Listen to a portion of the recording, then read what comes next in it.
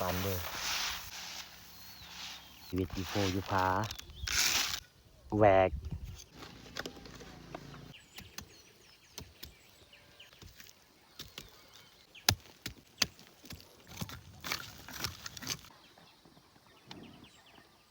กราบทักทายสบายดีและก็สวัสดีพ่อแม่พี่น้อง FC เบิร์ดสุขุสุคนสำหรับมื้อนี้เฮาก็สิเข้าให้คือเก่าทุกคนมื้อนี้ก็มีลูกสาวและก็พาเมียมื้อนี้ทุกคนเฮาไปอันเข้าให้ก็คือเฮาไปสักให้ทุกคนนี่ไปทุกคนไปเบิ่งไปชมวิถีชีวิตอยู่ในชนบทบนดอยเนาะน้องมาก็มี2-3 ตัวเอ้ากัดกันแล้วบัดนี้โอ้ยทางลุมจะแมนไฮโมบายอันนี้ก็คือไฮเฮา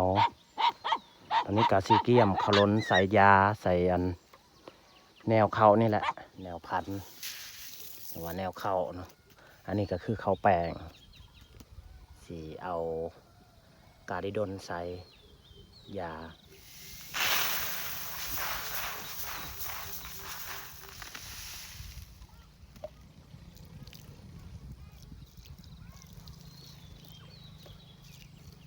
พอแล้วขอล้น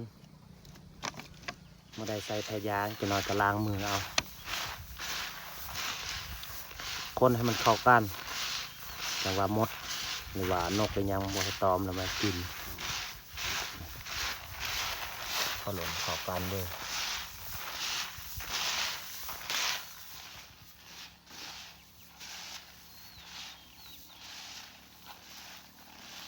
พอแล้วเฮากับเมีย2 คนกับสีตักใส่2 อันตัวนี้แหละเอาสีแอลจะแอลเลยกับสีซัก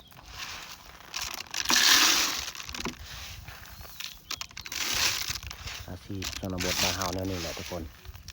การใช้ชีวิตอยู่โพอยู่ผา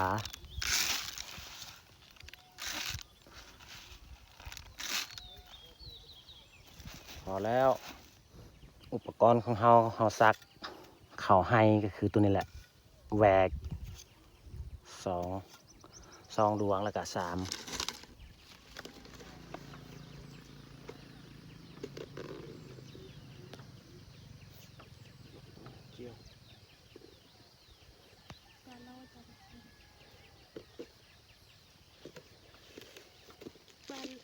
เฮาจะเริ่มซักก็คือทางนี้แหละนั่นนี่แหละอาชีพบ้านเฮาพี่น้องเอ้ยใส่ชีวิตอยู่ชนบทอยู่ภูอยู่ผาก็จะเป็นแบบนี้ทุกคนการดำรงชีวิตอยู่บนดอยบนนอกบนหน้าทุกคนสิซักเอามื้อนี้เฮาก็มื้อแรกสิไปซักข้าวให้นี่แหละแต่บ่ฮู้ว่าปีหน้าสิได้ข้าวกินก็บ่ฮู้ทุกคนเองนะเมฆหมอกอยู่ยังอยู่โอมภูทุกคนเพราะว่าเฮาอยู่ชนบทอยู่บ้านนอกไปแต่ภูสูงทุกคนเลยนี่ก็บ่เห็นป่าเห็นดงเลยมืดตึ๊บเลยนี่อันจะแม่นลูกสาวอันถือแวกนี่แหละเพิ่นนั่นเสียอันหญ้าตัวปงนี่พอส่วนเฮากับเมียก็ซักเอา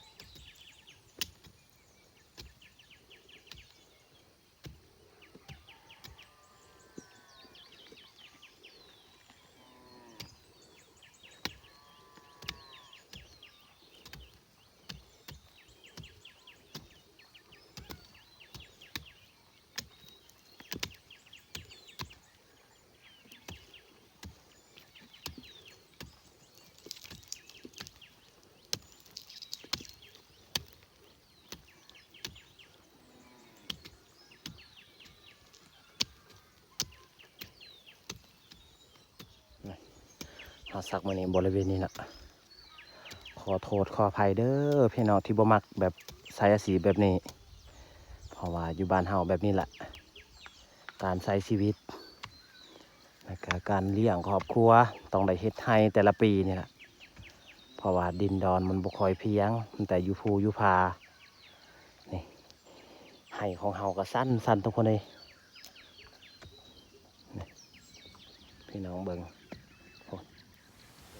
หญ้าพวกขนาดเลยทุกคนนี่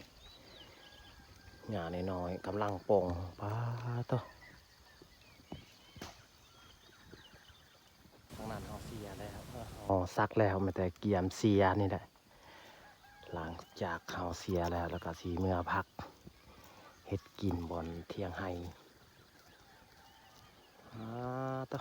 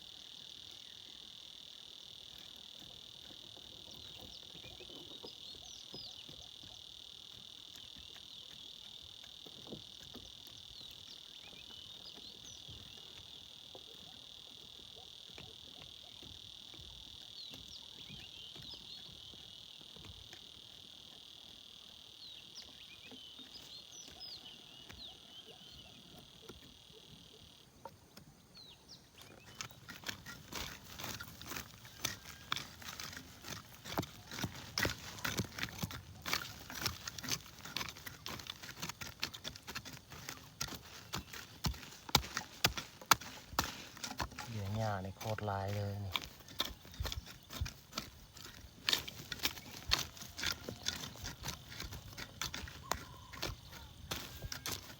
บริเวณนี้เฮาเสียแล้วก็เฮาซักแล้ว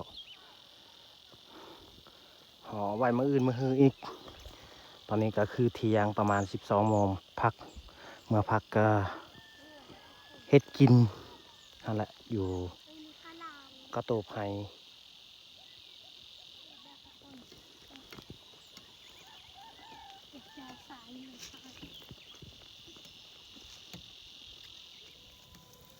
เขาดังไผ่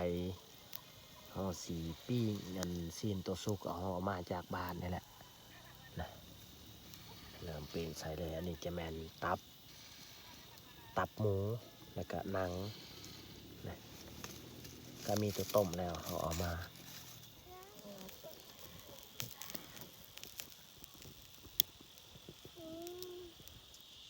พี่น้องทุกคนมากินข้าวนำกันกินอาหารเอามาจากปลานี่แหละจากบ้านประมาณจากปลามาทุกคนมา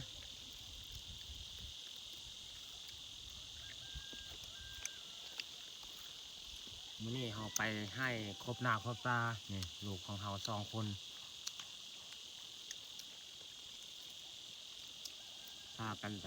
ซักเขาให้ล่ะ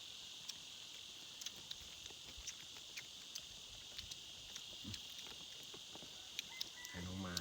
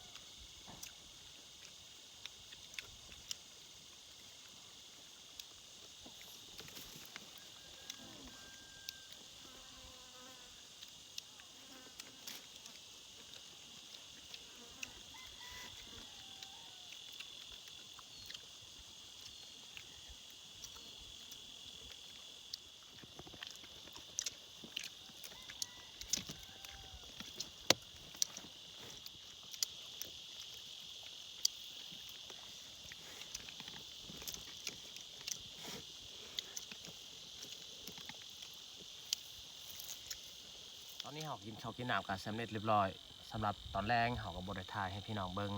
เนาะเพราะว่าบรรยากาศตอนแรงๆกับแดดแน่ประมาณ2-3 โมงแดดแห้งทุกคน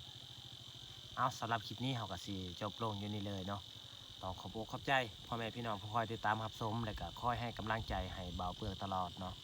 แล้วก็ขอให้อยู่ดีมีแห้งให้สุขภาพแข็งแรงเบิดสู่คู่สู่คนปรารถนาสิ่งใดก็ขอให้ได้สิ่งนั้นเนาะอย่าเจ็บอย่าจนพี่น้องเอ้ยถ้ามาคลิปนี้ก็อย่าลืมฝากกดไลค์ถ้าบันทึกใจอย่าลืมฝากกดแชร์เพื่อเป็นกำลังใจให้เบาเปลือกเฮ็ดคลิปต่อไปขอขอบใจ